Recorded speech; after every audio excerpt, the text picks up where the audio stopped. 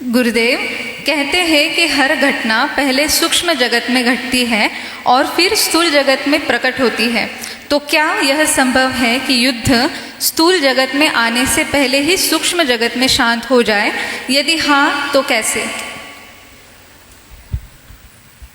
साधना इसीलिए करते हैं, ध्यान करो, प्राणायाम करो तो इस सूक्ष्म में जाएंगे तो सूक्ष्म जगत जो है मजबूत होता है।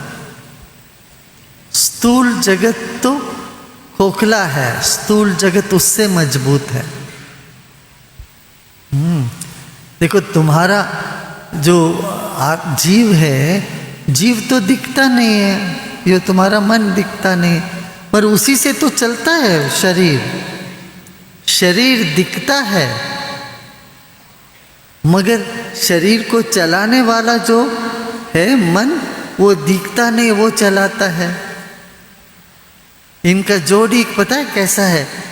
जैसे अंधे के कंधे पर लंगड़ा बैठ गया। शरीर अंधा है और मन लंगड़ा है, तो मन बिना शरीर के चल नहीं सकता, शरीर बिना मन के नहीं चल सकता, शरीर देख नहीं सकता। तो शरीर अंधा है, मन लंगड़ा है। दोस्ती है यही इनका।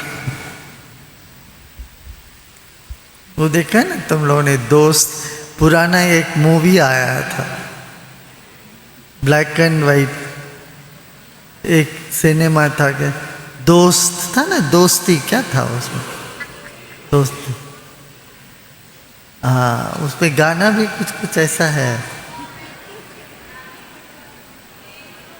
मैं आवाज ना दूंगा कुछ ऐसे।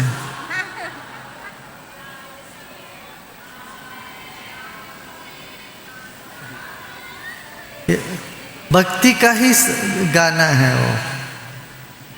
चाहूंगा मैं तुझे सांझ सवेरे, तुम्हें चाहूंगा फिर भी आवाज ना दूंगा, ऐसा कुछ है। मैं देखो उन दिनों वो सब एक बड़ा फिलोसॉफिकल टच था ना इन चीज़ों में। हमारे जो पुराने उपनिषद की बात थी उसी को लेके चला आया ऐसा। अंधे के कंधे पर लंगड़े बैठ गए, दरअसल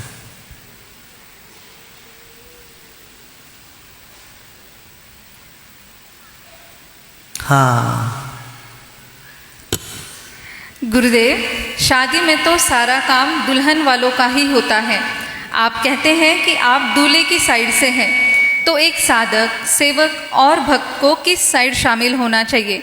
दूल्हे वालों में या दुल्हन वालों में, क्या उचित है?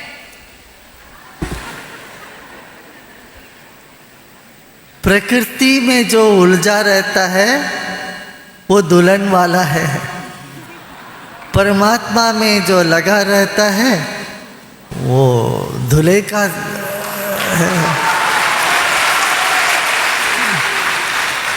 तो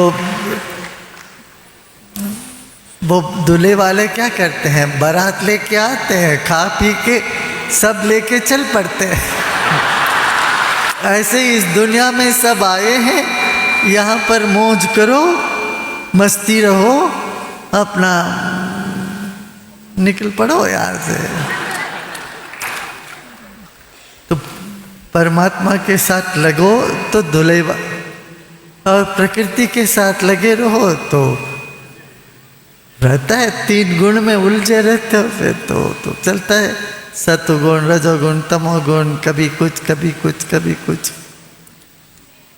ये उलझन कभी ये समाप्त होता ही नहीं है, होगा नहीं, चलता रहता हो। उसका आनंद लेना तो वो भी ले लेना। और मगर दुल्हन वाले तो रोते हैं जब डोली निकलती है तो दुल्हन वाले रोते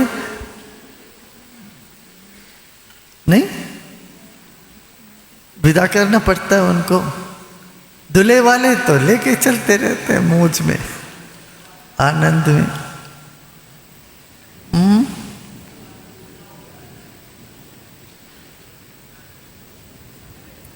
अच्छा देखो, दुल्हन वाले तो फिर विदा तो करनी पड़ेगी तुम्हें, दो विदा करोगे तो रोओगे। बिना रोए विदाई होती है क्या? बिना रोए विदाई होती है क्या? विदाई में रोते नहीं है क्या? बताओ तो, ऐसे तो नहीं। अच्छा भाई छूट गई, ये घर से गए, ऐसे तो नहीं बोलते। ऐसे बोलते क्या? नहीं।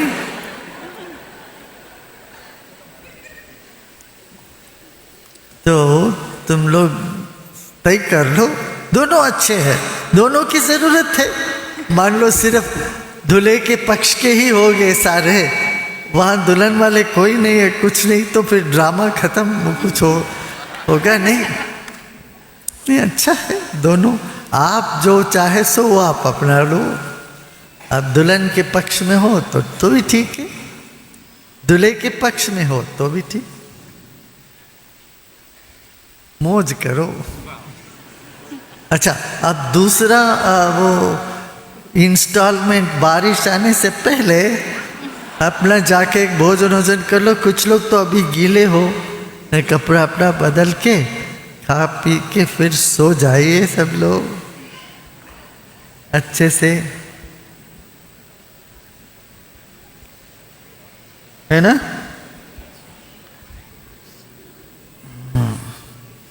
एनर्जेटिक तो लग रहे हैं सब।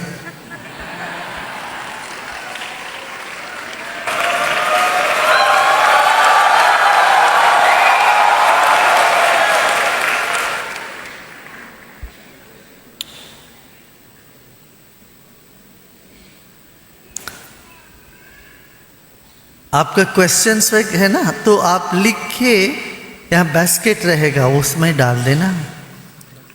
संयम वाले अलग से और एडवांस कोर्स का तो अपना चल ही रहेगा, वहाँ तो है आपके पास क्वेश्चन बास्केट। एडवांस संयम वाले अपना क्वेश्चन उसमें डालो, यदि हो तो।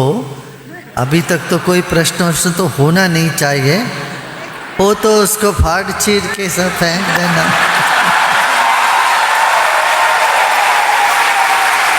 चीर के फाड़ के वो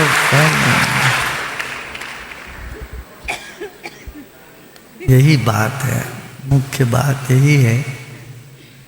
बाप रे, इसलिए कहते हैं माया का बादल ऐसे मंडराता है, आपको पता ही नहीं चलता कैसे आपको ऐसे उखाड़ लिया, वो कैसे आपको घेर लिया, इतना जबरदस्त घेर लेता, और उसमें चीर के उसको फाड़ कर निकलो। यही करना है।